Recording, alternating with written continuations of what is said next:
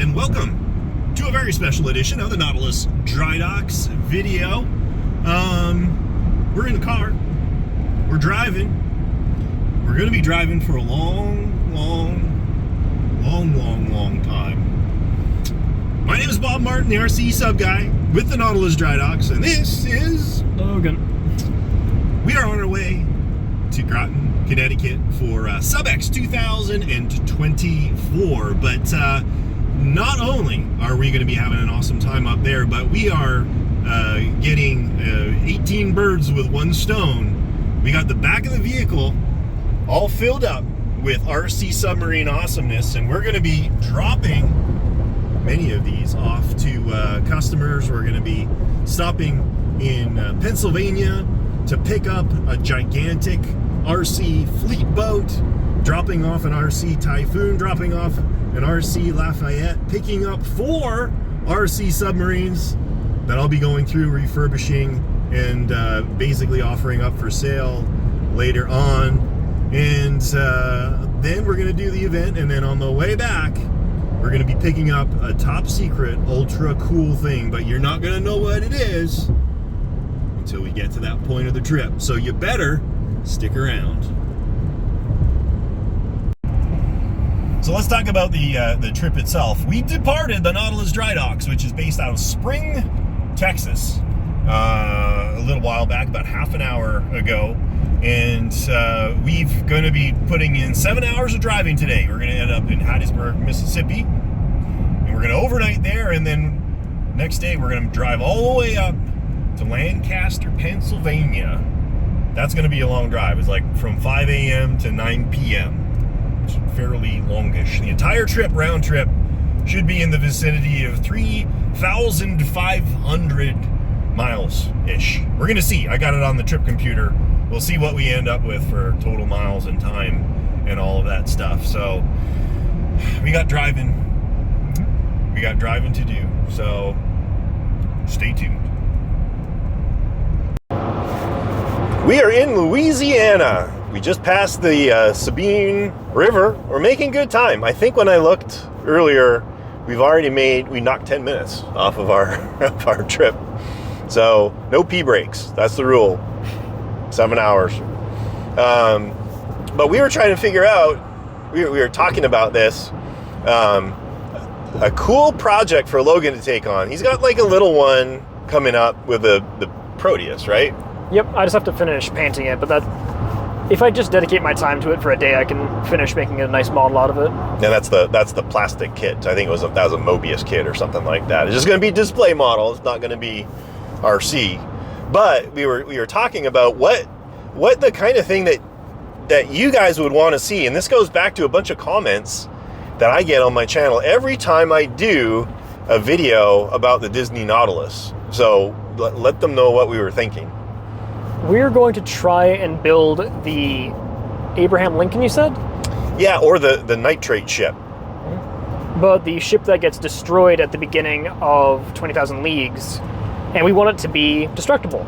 So we're going to try and figure out a system that involves some sort of popping or snapping or whatever to get the boat to break. And we're going to figure out a way to try and essentially recreate the Nautilus, ramming it, destroying it, setting off the ammo and all of that. And we have a few different ideas, but we still kind of got to figure it out. It shouldn't be too technically complicated, but it will be a little mechanically interesting to figure. But yeah, so what we want an explosion, a real quote unquote explosion. We want the water to go flying everywhere, and we want a fake fireball, because when those nitrates went up, it made a big fireball up into the sky. So this, we've got our ideas, and you know, talking about compressed air and pyrotechnics with like cornstarch and all sorts of interesting stuff. What do you guys think? I'm sure somebody there is in like the RC boat world where they've got like fake cannons and all sorts of cool stuff like that. What can we do to do that big mushroom cloud poofy explosion? Because the scene we want to set up is the Nautilus getting lined up hitting attack speed, diving below the boat, and then the boat exploding when the Nautilus rams her. Comment down below. We need your input. You armchair experts. We're looking for not only you, but the guys that may have actually done something cool like this already.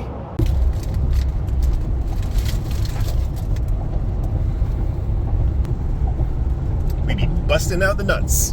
Got the nuts.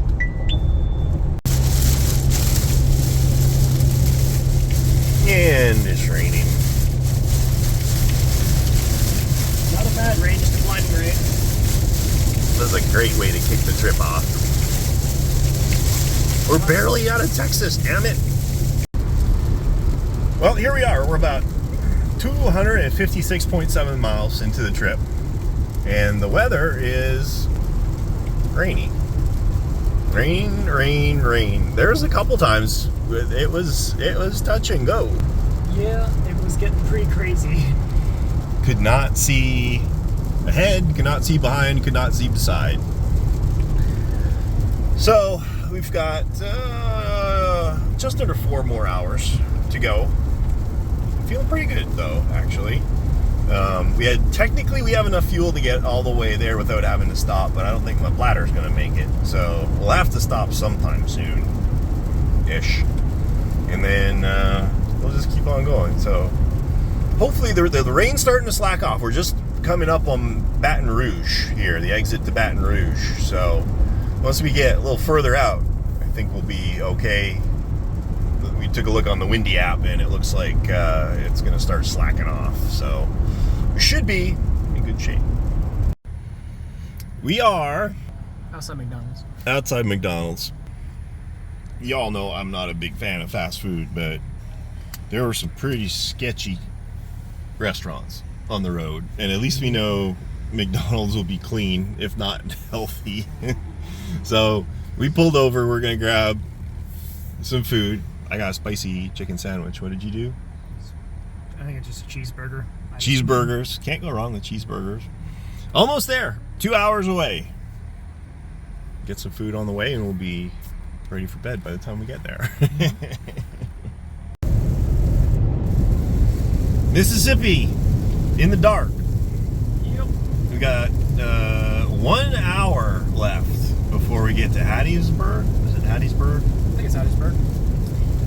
Where our hotel awaits. That McDonald's does not sit well. Yeah. And I totally forgot how big a large is. It's ridiculous. It's like a gallon of French fries. That's crazy. Gigantic. We still ate it though. I'm still working on mine from 2 hours ago. Yeah. But we're almost there in the rain again. We'll be packing it in and hitting the road early tomorrow. We need to be on the road by like 4:30 or 5. All right, off we go. Good morning. It's Thursday today. It is 7:35 in the morning. We've been driving since 4:45.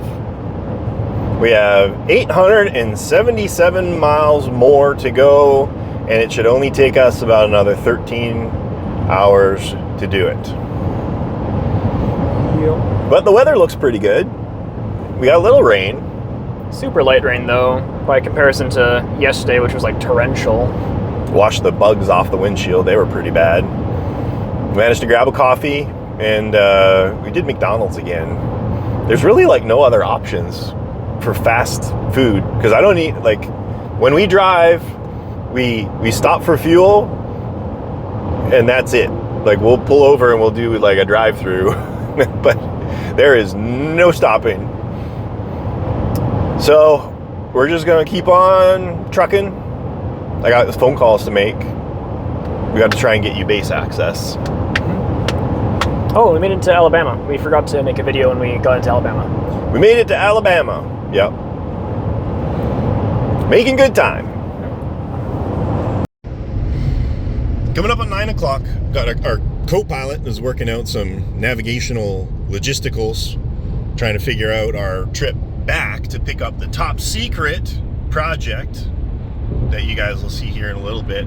But man, I just wanted to share this with you. We're coming up on Chattanooga. I just love the topography in this area. It's absolutely gorgeous. It's 76 degrees, sunny, you know, beautiful, smooth roads. I love driving out here. And being that we're almost at Chattanooga, we're basically at SubFest. Cohutta, Georgia is not that far, about 20 minutes, you know, 30 minutes from Chattanooga. So we're going to be coming back here in a few weeks, which is cool and depressing at the same time to think of all this driving, but it's all good. Having the co-pilot is very helpful. So update, Logan may or may not get on base. I talked to a very helpful guy at the pass office. I think he was pass office, I don't know. But he wasn't even sure how to make all of this stuff happen. So our plans changed at the last minute, and Logan could end up coming with me. The problem is you need to be pre-vetted in order to get on the base. You need to go through a security check and all that fun stuff. So reached out to the event organizer and Joe Oliver, and he said, no, it's too late, can't do it. Which may or may not be the case. But at any rate, the gentleman was very helpful. He's going to reach out to Watch Commander. Watch Commander is going to get with the Pass and ID office, and he's going to get a final idea about if we can get him on base, and if so, what we need to do To get me on base. to get him on base. So fingers are crossed that we're going to be able to make this happen.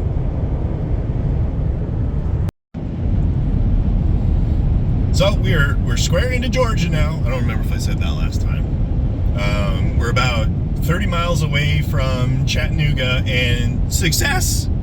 The gate guards called back, got all Logan's information, got him registered. So he is going to be at SubEx 2024 on the sub base. It took surprisingly less effort. They just kind of called back and asked a couple of questions, and I got right in. So Yeah, so I don't know why Joe couldn't get him added to the list when it literally just took a phone call from somebody with no affiliation to the base at all. But at any rate, we got it figured out. Now I'm super excited. There's a lot of cool things to see on base, just scattered around randomly. It's pretty cool.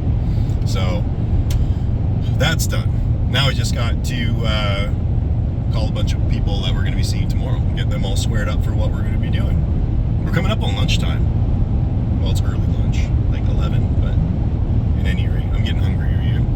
yeah, still got a whole 10.5 hours to go. Yeah, I got to space it out. But at any rate, I'm excited. That's all done. Next hurdle. All right, 7 o'clock at night. The sun is getting ready to go down over here, so we figured we got the last little video going on. Trip's been good. Weather's been perfect. We just had dinner a little while ago, and we are in Woodstock, Virginia, getting ready to cut the corner of West Virginia, and then we'll be in to Maryland. So if everything goes well, we should be pulling in about 10 o'clock tonight into the hotel, and then we get to sleep in till about 7 o'clock tomorrow morning before we go pick up the giant fleet boat.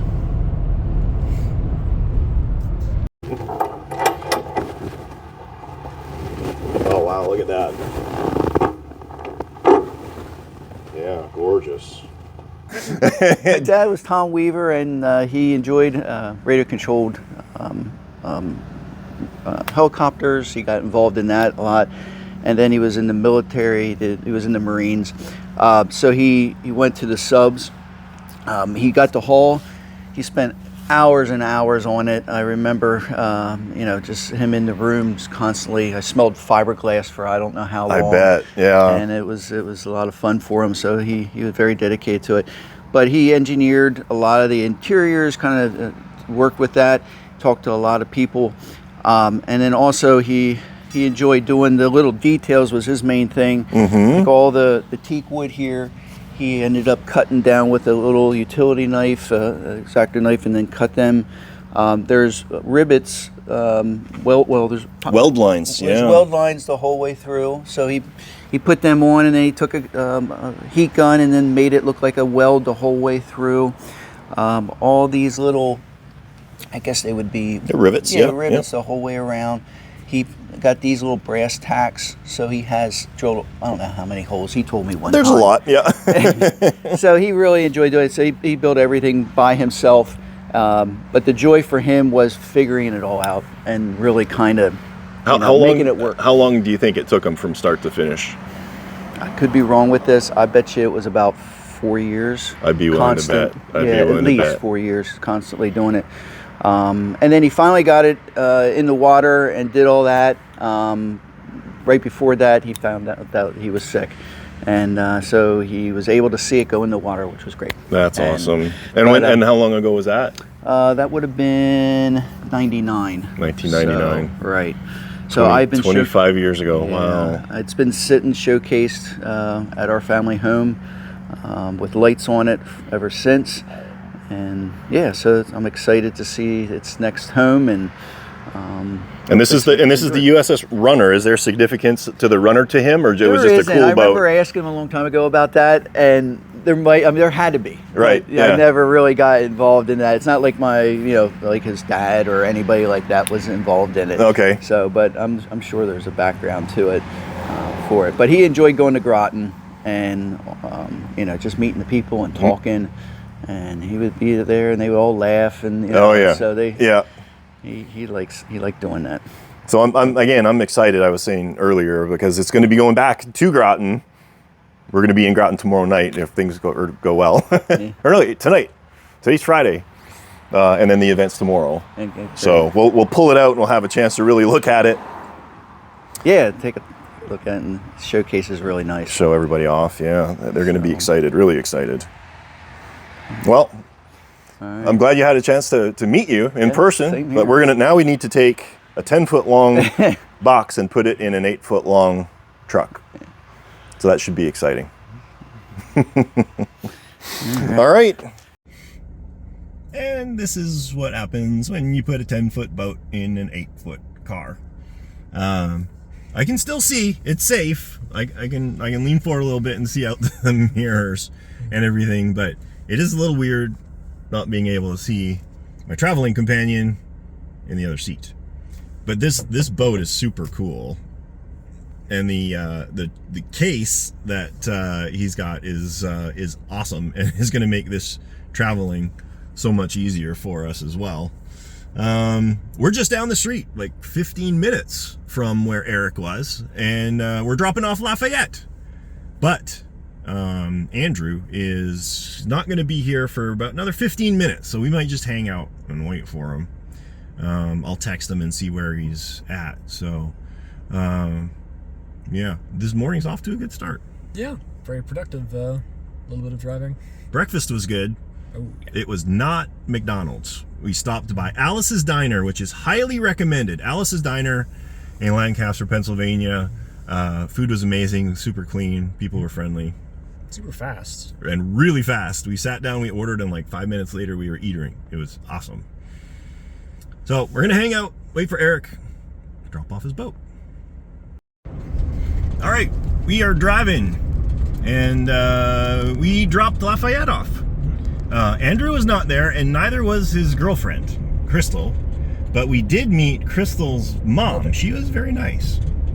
And it was good she was there because it was kind of confusing. There was like 4 houses all in the same thing, and we didn't know which one was which, and there's an apartment and all sorts of stuff. But at any rate, Lafayette is now in Andrew's hands. The reason he wanted it early, because originally I was going to bring it to SubFest because he wanted to get some stick time on it before SubFest. So it's pretty awesome that he's going to be coming down in a month. Actually, no, it's not a month. What am I talking about? It's like 2 weeks. So now we are on our way to Eatonville or Eastonville or something like that. about an hour and a half down the road to drop off that Engel Typhoon to Andy, not to be confused with Andrew. And then immediately thereafter, we're gonna hook up with Keith and we're gonna get our super awesome 4 submarines, which I'm excited to share with you guys. So away we go again. We pulled up outside where we're dropping off the boat, and I got a wasp and a bee battling it out on my vehicle. That's incredibly morbid. There's like limbs and pieces of animal everywhere. Poor thing. Well, we've left Easton, PA, and we are now in Jersey. On our way to Groton. Nothing for us to do between here and there other than drive and get some lunch. We got to figure out what we're going to do for lunch, and I need to stop for a call in nature eventually sometime soonish. But we did the handoff or the pickup with Keith, who came all the way from Ottawa to meet me here for the handoff. So that's awesome. I can't show you what we have in the back because obviously I'm driving right now. You can't see anything. We are going to show you tomorrow when we unload it all at the event. And the reason we didn't get any video is because the handoff spot that Keith picked was actually a 15-minute parking zone out in front of a bank, which meant we had a very, very short period of time to find room for 4 additional submarines of not inconsiderable size in the vehicle. But we did it. The challenge is going to be picking up the top secret project Monday, because it's somewhat sizable as well. Well, we'll figure it out. We can make it happen. So we're just going to keep our eyes open for a good place to grab some food, stop for the restroom break, and we're going to find the hotel in Groton, and then we got dinner with the crew later on tonight. We made it. It's 4 o'clock in the afternoon. A few little sprinkles on the way, but we are at the hotel, so we're gonna go get checked in and hook up with the other bubbleheads out here, which apparently Ed and Frank have an adjoining room, which sounds exceptionally romantic for us. So we're gonna go get registered. It's morning. Tweedledum and Tweedledee over there. Frank and Ed. we just stopped at the Stop and Shop for some food and drinks to keep us going today. Ed needs to make another stop. At this rate, we'll be there by about 3 p.m. today. And then we'll be going into the base.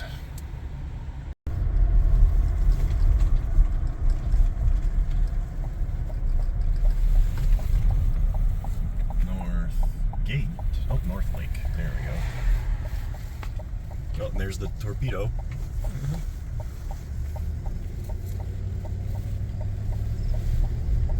So here we are, SubEx 2024, the Groton sub base, Groton, Connecticut. God, the weather is gorgeous, and there is the crew. It's a nice setup. Covered picnic tables. We've got a lot of skippers here. We're gonna do a walkthrough of all the boats in a little bit and give you guys a tour. On the 75 megahertz frequencies, you must take a clip so that we know what frequency are being used.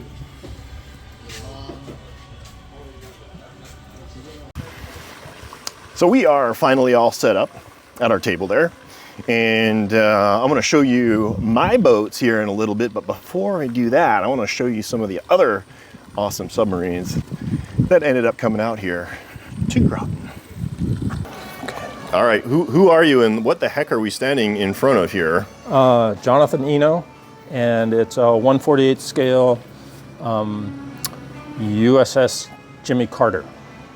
Which is a little different than a standard Seawolf class, right? Right. It's a Seawolf cut in half with a 100-foot extension put in the middle, basically. And you said this was a conglomeration of a bunch of people that did this, right? Yep. Dwayne Hillier in Vancouver did the original hull, which I used the bow and stern from. So just real quick, it looks like this is a giant compressed air canister? No, this is a scuba bottle, but it's more than enough to blow ballast, and it also actuates the periscope, the intel mast, and the snorkel, which I think will work if I just do this. Yep. Sort of like that. Very cool. And they'll retract and so forth. So so people who are looking at this can understand, like, how long is this model? 9 feet 3 inches. So sizable, Yes. somewhat sizable. And so the real ones are I believe about 480 some odd feet. So pretty much the size, almost an Ohio. Yeah. It's an attack boat. Yeah. So they're massive. Hi, my name is Frank Salerno. This is my Nautilus 571. It's, I think, 48 scale. Looks like 48 scale. And my first attempt at a 3D printed one. And I glassed it on the outside and on the inside because of the properties of it not getting along with heat. And the paint job, the paint scheme came from the files that are shown online. I don't know if there was a boat painted like this, but from what the pictures I saw, there are 3-tone gray ones where this is a darker gray, this is a lighter gray, and this is a darker gray again. But I like this one, and I It's super unique. One. I like it a lot. So still have to finish the safety lines to go here, and these get white borders all around. So. And you literally just finished this before. It's not even finished. Yeah, I was trimming it out when I left, and I didn't finish trimming it out. Mm-hmm. But I try and utilize everything. That's the torpedoes will be a winter job, but it will fire torpedoes. I did this kind of like the Nautilus, Disney Nautilus. It has the the spike. pull pin. Yep. So I have this, and I have a ring that I pull, which pulls a pin back there, and this comes up. There you go. No screws. And I'm very disappointed at how dusty it is inside, Frank. well, that's your Seaview fiberglass on it. So you can see the glass on the inside. Oh, that is going to be bulletproof. And then because of the length, I was worried about, turning. So I installed bow thruster. Oh, look at that. And I made it look like it belonged. Yeah, by sure. using the vent. So that's located here, and that's the other speed controller. Cool. Well, thank you. You're welcome. Black arts of radio subs, Can you pop that open? Because that rear linkage is really cool, and it's something that a lot of people struggle with the 23 and the 21 in these really narrow confines. Yeah, that's really cool. Yeah, and the armature goes up so that, like when this is sitting in place here, so that it connects between here and here. I didn't bring them along with me. There's some other detail stuff. Oh, I see. Okay, and then the gears go down into the gearbox underneath, and then the drive shafts are down below. Yes. Very cool. It's to clear that connection in that midsection for keeping the integrity of the hull and all the rest of it. Yeah, that's super clean. Wow, good job. I got to see the inside of your Nautilus. So I have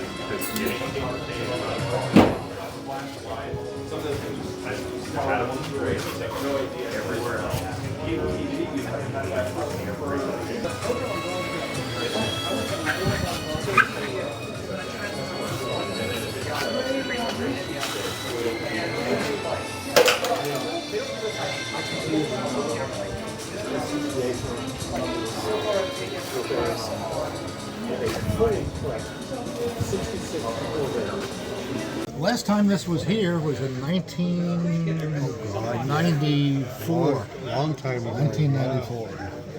Yeah. I just recently added some bulbs to light the guys up. That is a gear mechanism right there. It's a heck of a gear. Very cool.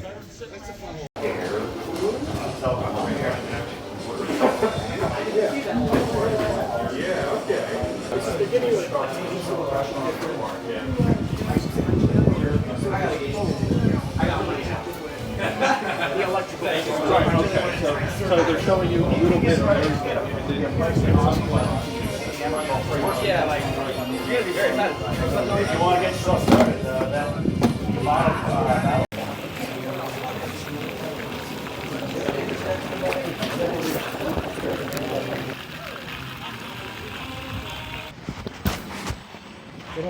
They don't fit in the sail particularly well as deliveries. We got to do that involved. You try that after you pull it apart. So all of a sudden go and all of a sudden pop it inside.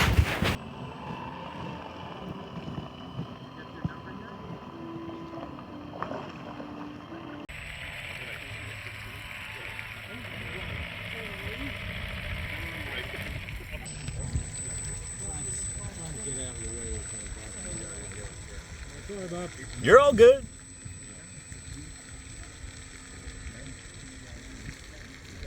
Yeah, this would come back.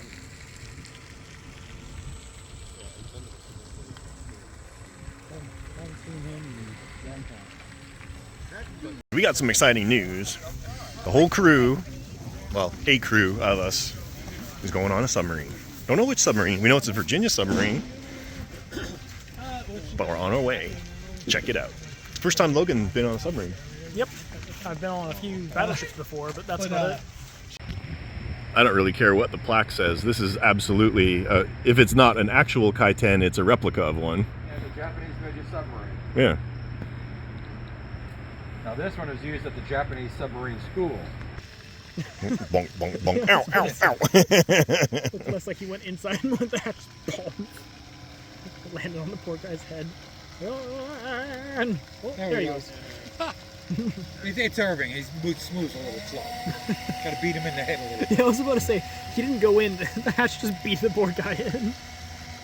So the day is wrapping up here. This is our last day because we've got a big travel day tomorrow to head all the way back to Texas again. But we will be picking up that other top secret project that we mentioned before on the way, which you'll see tomorrow. But I wanted to show you the boats that we picked up from Keith when we were in Pennsylvania. Yeah, it was Pennsylvania. Starting with the USS Runner. So you had seen this before, but now it's out. So this was built by Tom Weaver about 25 years ago. All of the hatches work, the guns are remote control, the periscopes actuate, the radar spins, there's LED lights. And I want to show you inside here just really quick because this is an epic piece of RC engineering. I'm just gonna open this up real quick and show you inside. So this is a CO2 ballast system, and the CO2 actually vents and blows these big tanks. We got folding bow planes in here, and then this is all of the electronics. And this is obviously very old school, 25-year-old technology. Quad Pitman motors with belt drive reduction in there. And you just notice that all of this brass is hand polished and coated as well. Even down to these little details, the trim weights have hand fabricated stainless steel baskets to hold them.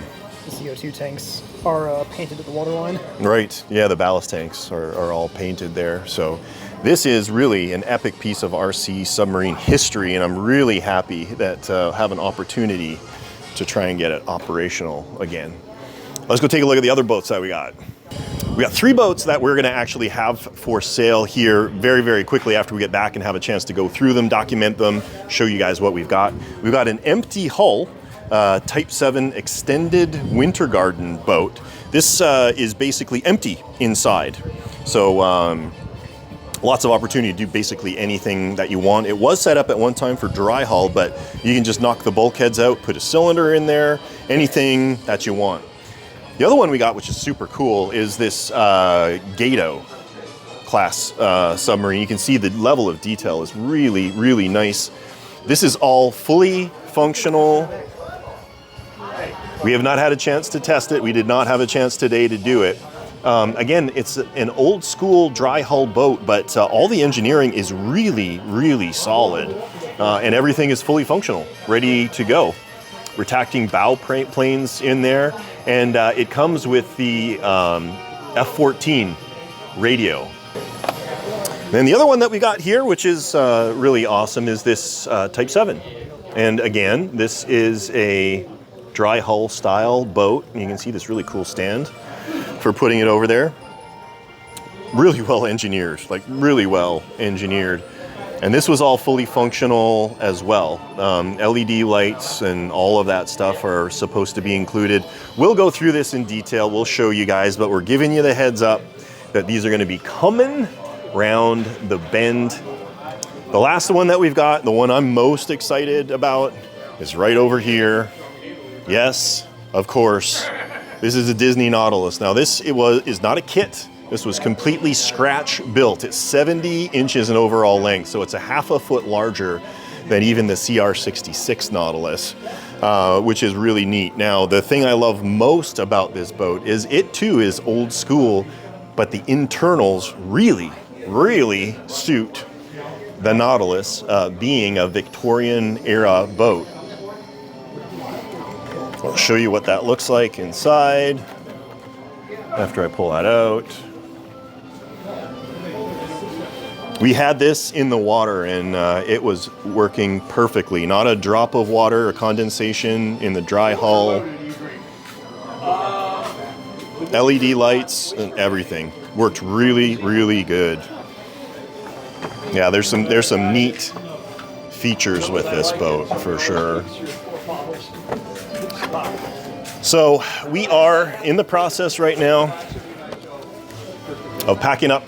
I'm gonna go get the car and we're gonna try and load all of this stuff, plus this 8.5 foot long Seaview, which is the second kit from the kits that we are gonna be offering in conjunction with Frank Salerno. This one is already sold. When the next one is finished, we're gonna have it listed up. So if you're interested in a large scale Seaview model, you're gonna have the opportunity to grab a kit in the coming month, 2 months or so. So we're gonna get Logan out from behind the camera, pack everything up, get out of here. So here we are outside the U.S. Submarine Force Museum in Groton, Connecticut. It's a little windy. Yeah. A little cool. Sunday morning, we're going to talk about our experience on board that Virginia-class submarine when we get back in the car, but we're going to spend a few hours at the museum here this morning. I guess you've never been through a submarine museum before. No, not once. This is a good one. We got lots of stuff outside to look, and of course, the SSN 571 USS Nautilus back over there, and you get to tour through it. So we're going to go walk around outside for a couple of minutes, and then head in, check out the museum. So this is one of my favorite parts of this. This is a cross section of the Ohio class submarine that you walk through. It's like 40 some odd feet in diameter. It's hard to portray that on video. It is absolutely massive. It's got like 4 stories tall. At least, yeah, well it is. Ohio has four levels. Virginia had 3. Or it's like, track down the enemy submarine. Just like pretend to be a whale and drift across the ocean floor. Mm-hmm.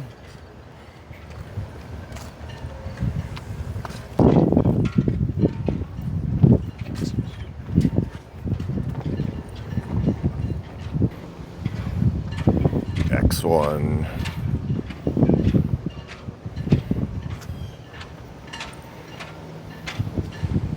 though. The heck? So the missile tubes on this one are very, very distinctly sticking out. Yeah, two twin torpedo tubes. So we quickly walked through the museum. We're greeted by a very nice old man. And he recommended we start with the 571 Nautilus. So that is where we're going. First nuclear-powered submarine.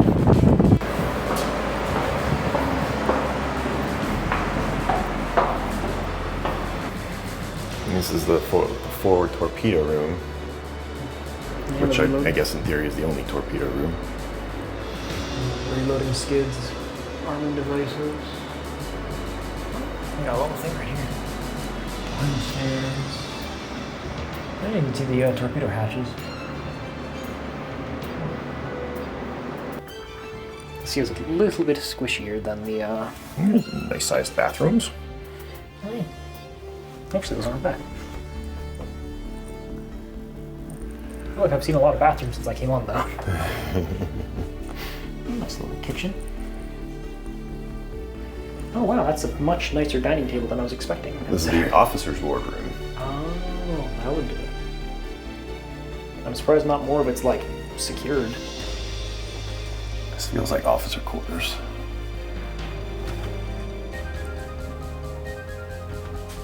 This feels like it's like walking across an airplane. Except the little tiny doors. Oh, built for little tiny people. Oh.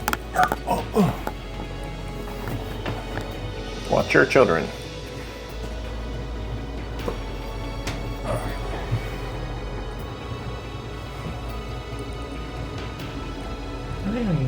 Periscope. For that, I wonder why they secured off the sonar room so thoroughly. I just don't want people poking their fingers in it.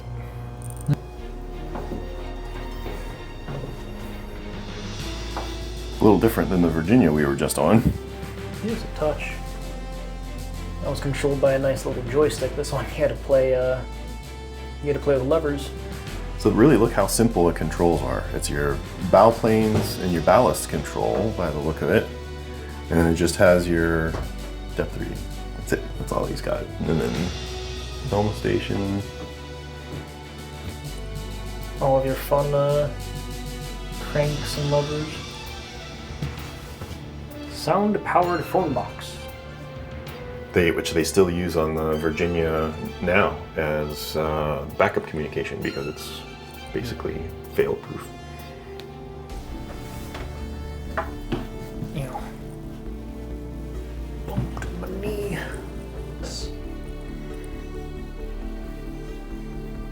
I got a trophy. I don't know what the trophy's for. Oh, bowling tournament. Cruise mess.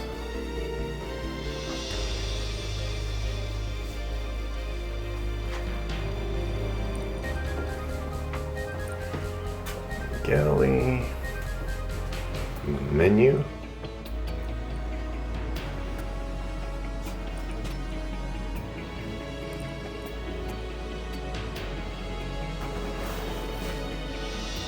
Crew quarters. That's a serious waterproof door. I mean, if you're supposed to hold off all the pressure from flood. Back though.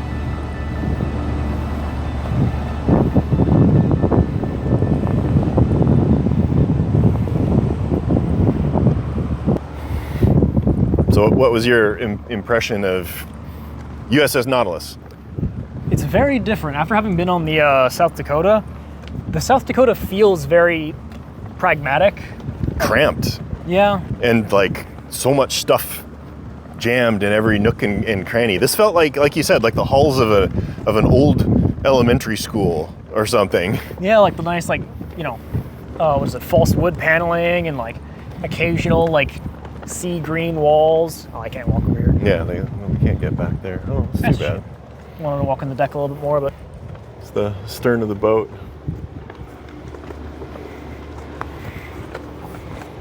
She's not going anywhere. Her props are sitting over on the other side of the... It's also only a little bit of a clamp holding it in place. Yeah, just a small one. You should do like an animated thing where like you take a video of all of these, or like a picture of each of these individually, and do like a little crossover of the ones you've built so far. Show which ones you still have to do. I don't imagine there's too many left. 27. The Greyback's pretty cool looking. Mm-hmm. Is that a jet launch mechanism it has? Look at the Barracuda. Ooh, the Barracuda's shape is really nice. A nice little K1 would be fun. And there's the Holland from the Oh yeah, the Holland. from the entrance. That is a big model of a Gato. You guys being asked to weather something like that? To build a ship such as this.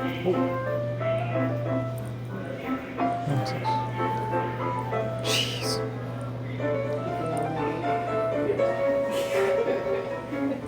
It's a terrible story. I don't like it. This is the first try. Torpedoes as a part of their like weapon armament to drop.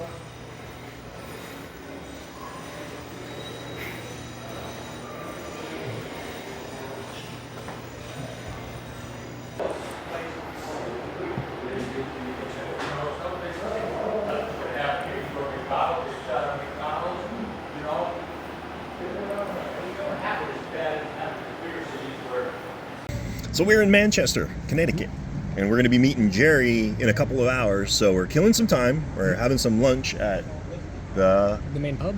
Main pub.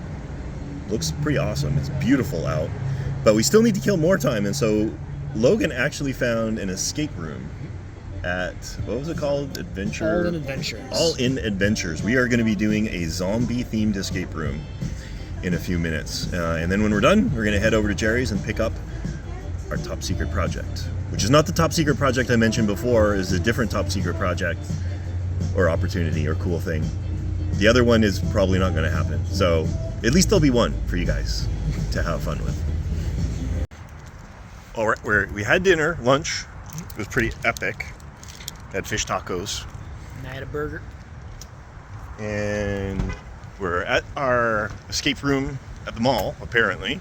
And I'm heartened to see that it's next to my store, Bob's Stores.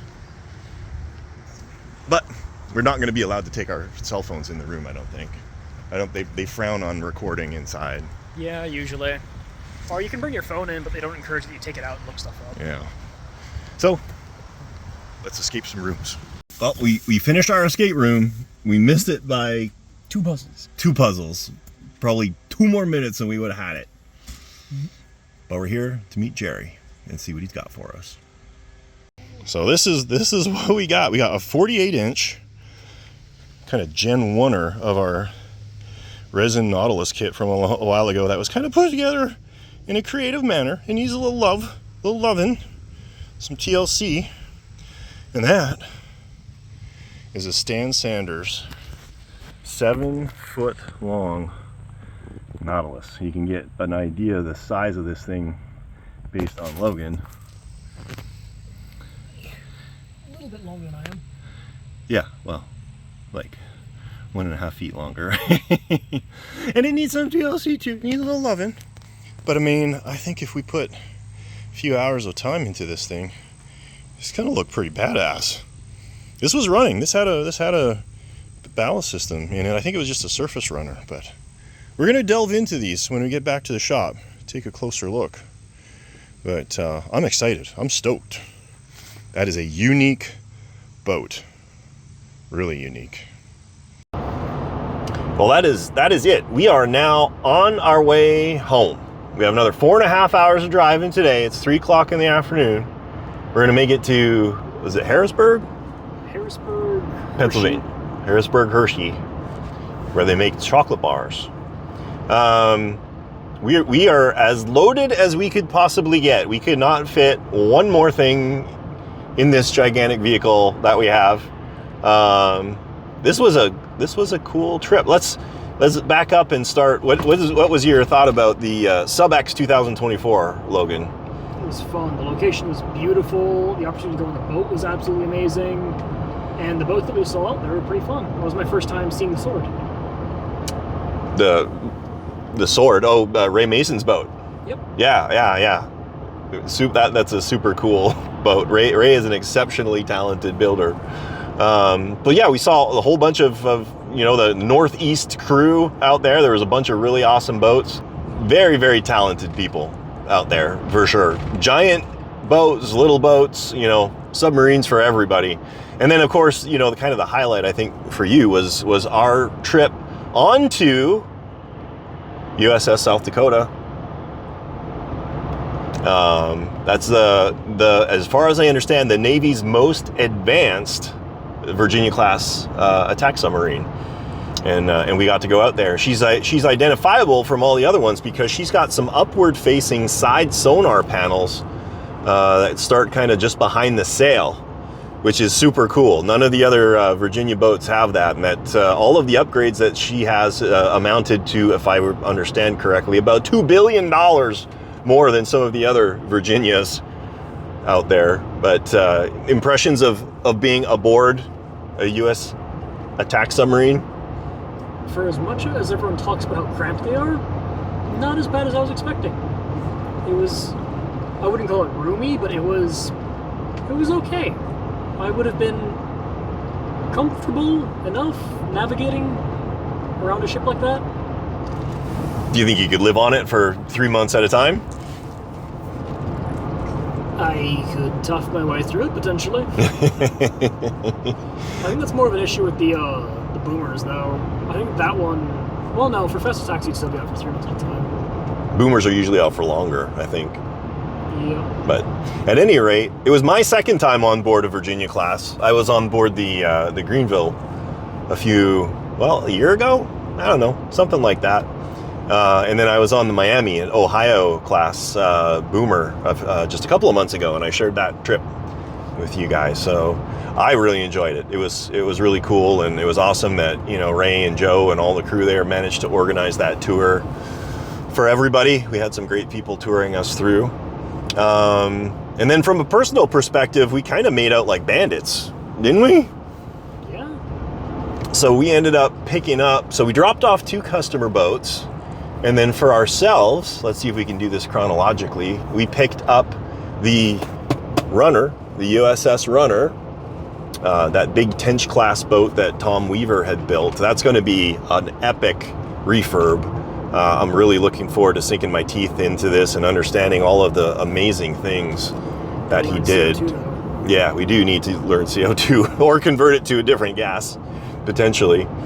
And then we met with Keith in Pennsylvania, and we picked up that big 70-inch RC Nautilus, which behaved beautifully on the water.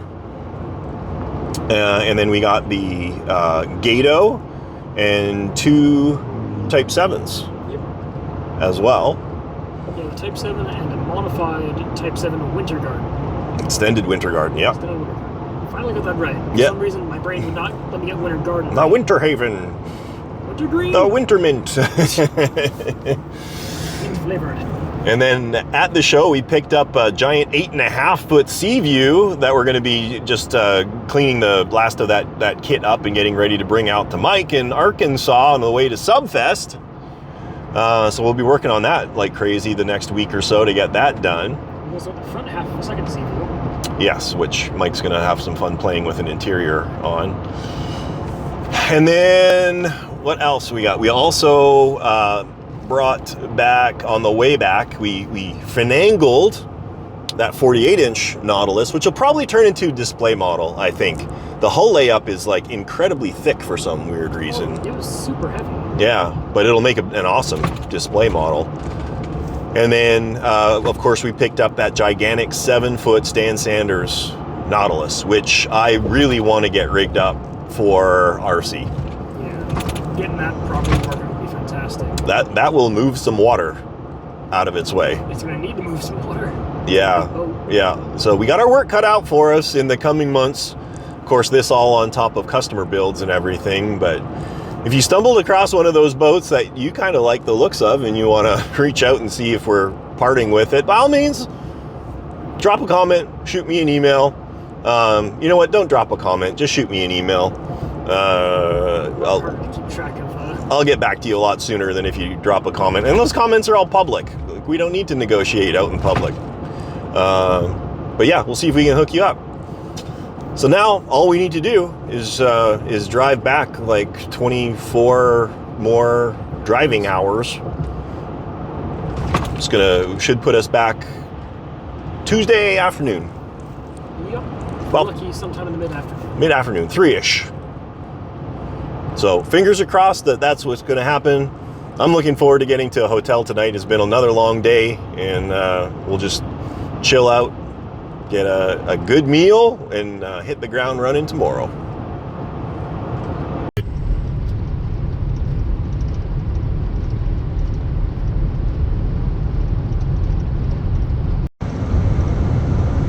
It's Monday, 12:30. We just stopped, grabbed some lunch. Logan's smelling me off. Driving this beastly thing. We're making good time. Should be getting to our second last hotel. Or no, would this be our last hotel? This will be our last hotel in Birmingham, Alabama, in about 5 hours. Doing good. Weather's great. Anxious to get home.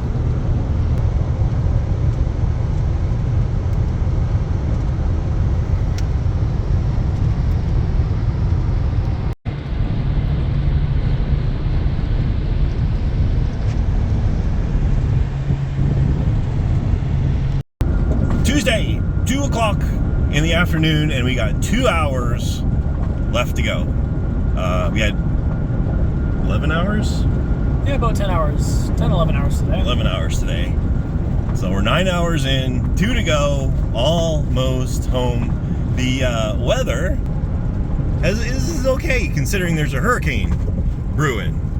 What was it? Oh, here comes the rain. That's interesting. What was Florence or something? Francine. So far, she has left us alone, and we're doing good. We got stuck in an hour of rain? Traffic jam. Oh, that, yeah. Yeah, we lost at least half an hour in a traffic jam. But considering we drove all the way from Birmingham, Alabama today, a little delay like that's not bad. So, looking forward to getting home. So we're almost there. Yeah.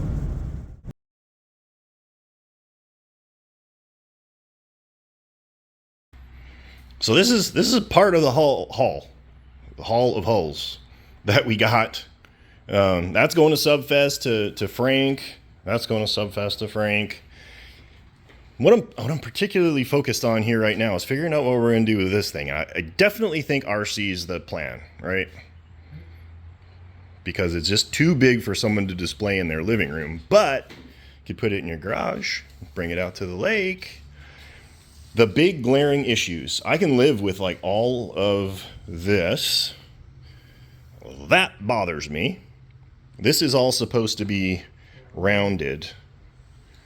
And then these are supposed to be faired into these blisters on the side. The wheelhouse is okay. It's okay. I'm not super excited about it. These alligator eyes are completely wrong. And this is the wrong diameter of dome in here. So what I'm thinking is break it off, get commercially printed a brand new scale wheelhouse based on our 48-inch kit and replace it. I think if we do the wheelhouse, the raker arch, and the 2 side salon blisters, it'll completely change the look of this boat. And then we'll just rig up, in a couple of minutes, a drive system for it. I'm speaking facetiously that it'll take way longer than a couple of minutes. But there's so many details that are so cool, like the grading.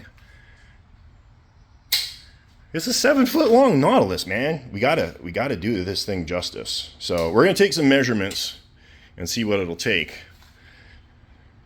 to Nautilus dry dockify this thing. Okay, 38.42 seconds worth of work, and this is the situation we're finding ourselves in. These were just hacked on with CA, so came off exceptionally easy, nice and clean.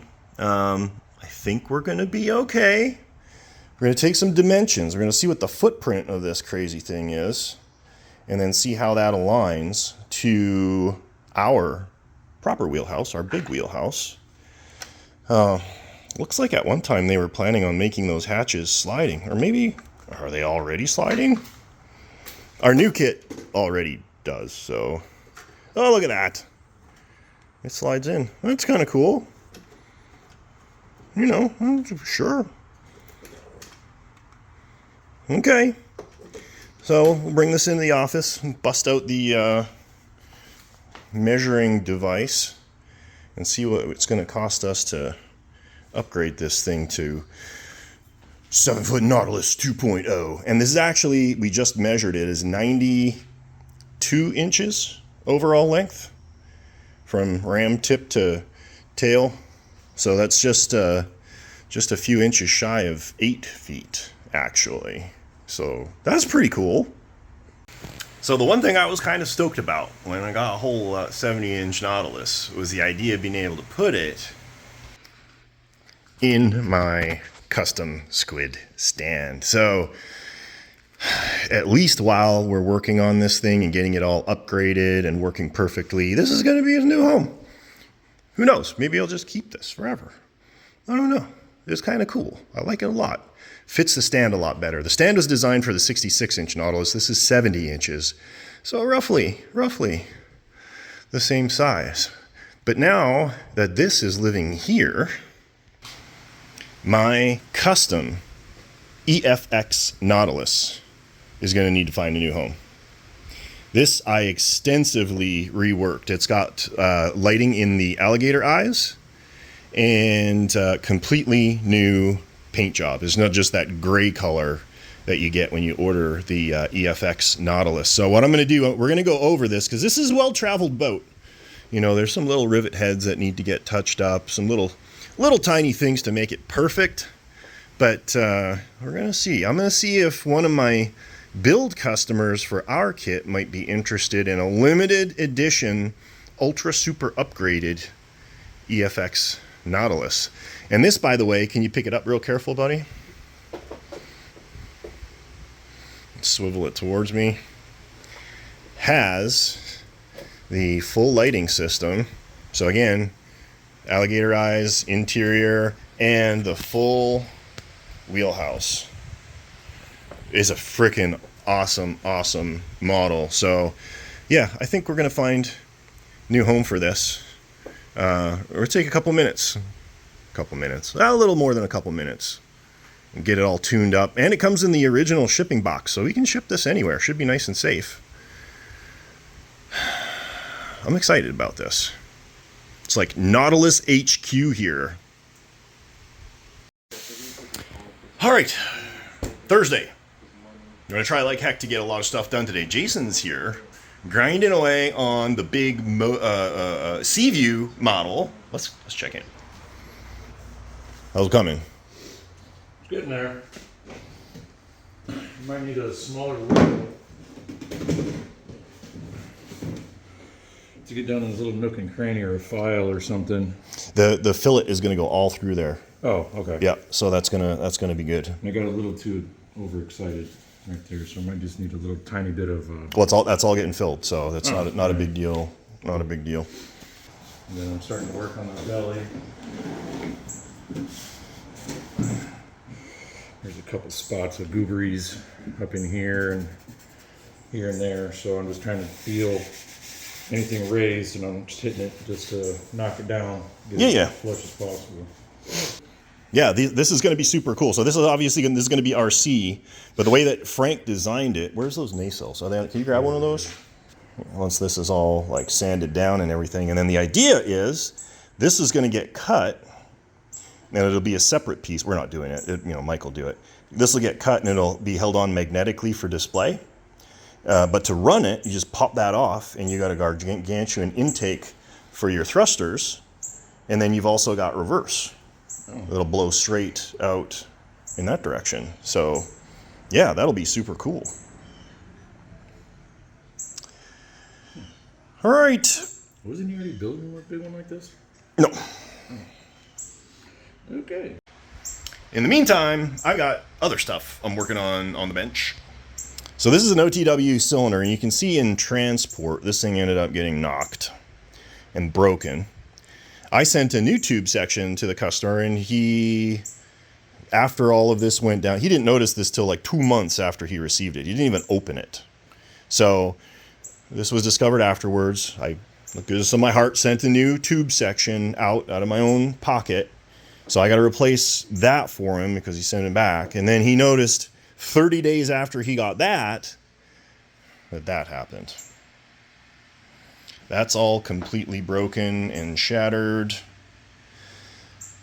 which actually isn't terrible if he would have sent the pieces, which he said he was going to and never did. So now we're in a situation where this has got to get replaced. So I got to go to storage and see if I've got an extra end cap there.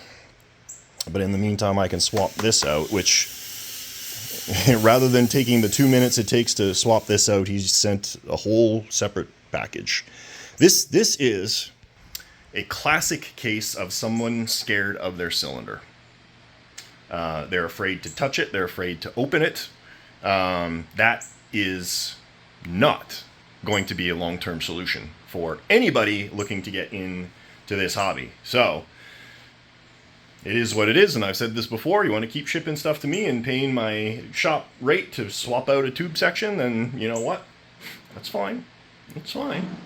But your career as an RC sub skipper is absolutely going to be short-lived. Mark my words. Okay, I want to take a minute and we're going to run through one of the 3 boats that I've got here that I got on my trip to SubEx. This is Gato 1/72nd scale, super cool boat. So this is the upper hull here. I checked and the red LED is working, but the green one is not. So that's going to need to get addressed by, the new owners. But the functional aspects of this boat are super interesting. Now, again, old school, but everything is bone dry. There's no leaks whatsoever that I was able to discover. I think what this boat suffers from is low frequency itis. Now, what I mean by that is these old radios have no built-in functionality for servo reversing and endpoint adjustments and scaling and like all of that stuff. This is an F14. Everybody likes it because of the twin stick option. Whatever. It's still an old low frequency radio. Let me just show you how this thing is set up right now. So we got power. This radio is working perfectly for what it is. Fire this thing up and she's ready to go. The controls are they're set up in a unique manner. So the planes are on this left stick and they work really good. So we got dive planes going on. The bow tracks are not currently hooked up, but all the linkages are there. The servo is there. It's just not connected. So I think what ended up happening is the gentleman ran out of channels on his receiver there. So again, this would benefit from a Free Sky twin, X14 or something like that. It would really transform it. But it's fully functional now. It's all good. We got throttle. And if you take a look inside, this is powered by a gargantuan Pitman. So these are beautiful, beautiful, efficient motors running through a gearbox out the back. So that's going to have probably a boatload of endurance. And then we've got, which is really interesting, we got stern planes here. The stick is backwards, so that needs to be reversed. But the same channel is split, so it actually has an emergency backup, or you could potentially call it a trim. This is an airbag, so like an RCAB system, and just like watch this. And that's drawing air from the dry compartment. So if I go the other way, it vents. So that's all set up, but it's set up on the same channel as the dive planes. So I don't know. I assume for the most part, you're going to be diving with the forward dive planes. What else we got? Of course, we got rudder. Got tons of throw in the rudder there. That's really, really good. And then the main ballast system is on this slider here, and you can see the linkage for that right there. So it's got this big vent in the top. Bro. And if you go the other way, you can hear, well, maybe you can't hear because it's super quiet, the air pump kick on. I can hear it. You can't hear it, but the air pump is running right now. And that would, I assume, draw air through this hose, which connects to the bottom of the tower, which would draw air from a periscope. And that's pretty well it. There's a waterproof charging port right here. And I've got the adapter for charging there off of a standard charger. Super simple. And it absolutely looks amazing. Gorgeous. It's got pins that go in the front to maintain the top, and then retaining clips right here that support the middle, and then in the back is just held on with magnets. So that's is super simple. No tools required. For sale. Jump on this thing. It's amazing. You know, a little bit of elbow grease, swap that radio out, maybe put a pitch controller in it, and man, you would be off to the races. Friday morning, and we are plugging away. Our very favorite 212 is back on the bench. Howard got us a new radio. Logan is going to check it and make sure that all of the parts and everything that Howard sourced in terms of the crystals and receivers and the transmitters are all talking together like they need to with these antiquated, old, silly, low-frequency radios. Hopefully that's going to work. If not, the OTW cylinder that I got from Jerry when I was back out there came with a radio, so we have a backup plan, although that receiver might be too big to fit, so I don't know. We're going to keep our fingers crossed that this works. I fixed that busted ass cylinder. Again, unfortunate that the customer elected not to send me the parts to repair this. Now I had to give up one of my bulkheads. Again, all out of pocket. That's exciting. So, now that that is done, we got to get the 212 done. I got to get that other Nautilus, that EFX Nautilus done. I sold that yesterday. Woohoo! Logan's going to knock out those characters for us. We got them over there. And then they're going to get installed inside the EFX boat. And, oh my gosh, what else? We have so much going on. Next week is going to be insane. Because I may have sold my plane. I got to fly out Thursday, Friday to Austin, meet the new potential buyer, go through an inspection, and get all paperwork done. Let me show you something else I got sitting here. So if you guys remember, we were messing around with Virginia, and I did all new parts for that. This is the same stock shroud, pump jet shroud, that was there. This is unmodified. And, but what I did in the back there, I put like a big 5-bladed prop, and then there was the stock impeller that Otto had put together that is supposed to be used as a propeller. Or no, let me back up. We installed this stock propeller that Otto built to mimic the stator. The issue is those blades were, you know, if we're looking from the back, we're like this. Super angled because, of course, he was going to use it as propeller. The stator should be a little bit more angled. This is just is changing the direction. It's not creating propulsion. This is a revised file that I created that's going to adjust that flow. And you can see it has a much more realistic, what do you call it? Angle to correct the flow. That corkscrew flow. So if I just push it in there, look at that. It fits so nice. Friction fit. And then what I did to make it look even super cooler was I generated an actual impeller, which is the same as a propeller, but for pump jet. And this is what is going to actually create the thrust. So if we look at it this way, it's going to be spinning counterclockwise. creating a corkscrew that goes this way. But then this, so if we put this, here, looking like this, stay, spinning this way. But then when the water hits the stator, the vanes are angled so that it'll create a counter rotating, and in theory, cancel it out and make a linear flow.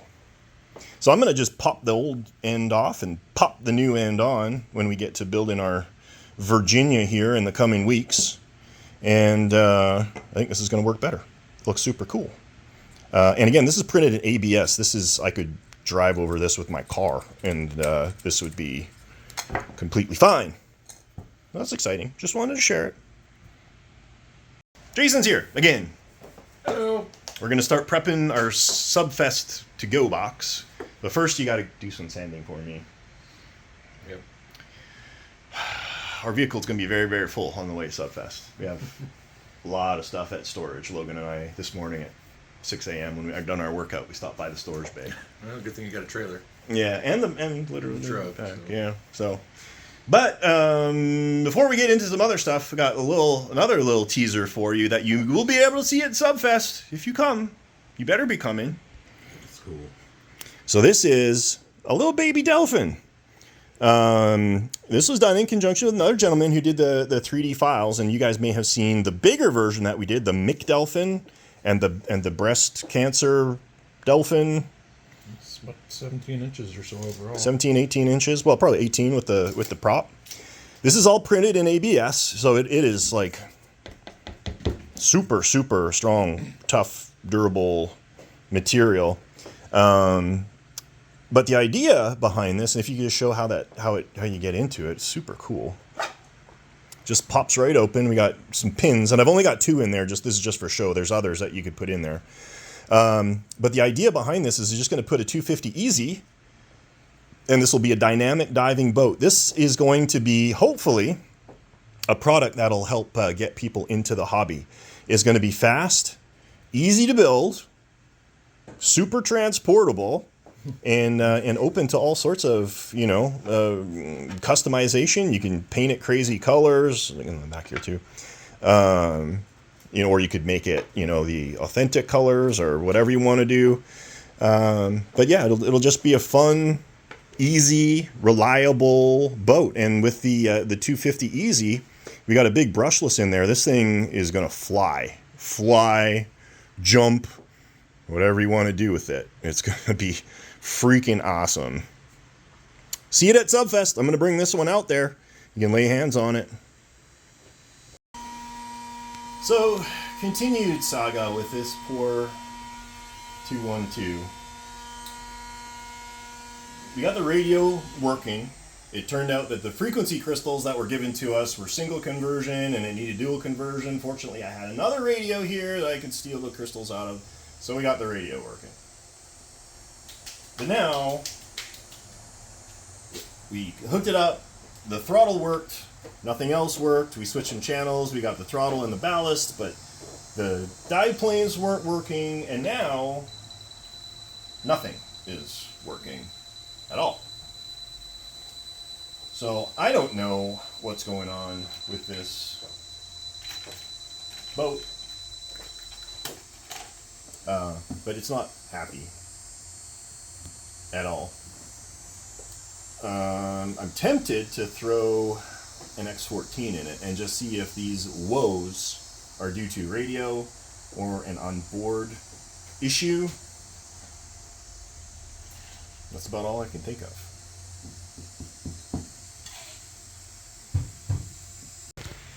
Oh my heavens.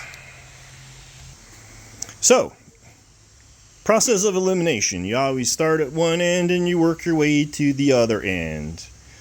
Remove the receiver, tried it just with a servo. Works perfectly. Plugged it back into power, plugged in just the throttle. Worked perfectly. Added ballast. Works perfectly.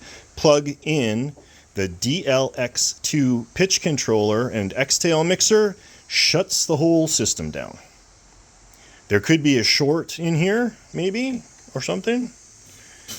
and then it feeds back into the receiver and kills it, because when we plug those in, everything goes dead.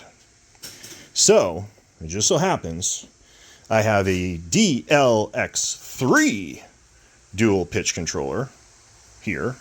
So we are going to swapify this. This looks fatter than this. That means it's probably not going to fit. Oh my God. But first things first, let's see if we can make it work, and then we'll worry about making it fit. If we need to, we might be able to mount it on the top next to the receiver or something. I don't know. Just swap where the receiver is and where this is, because the receivers should be flat enough to fit here.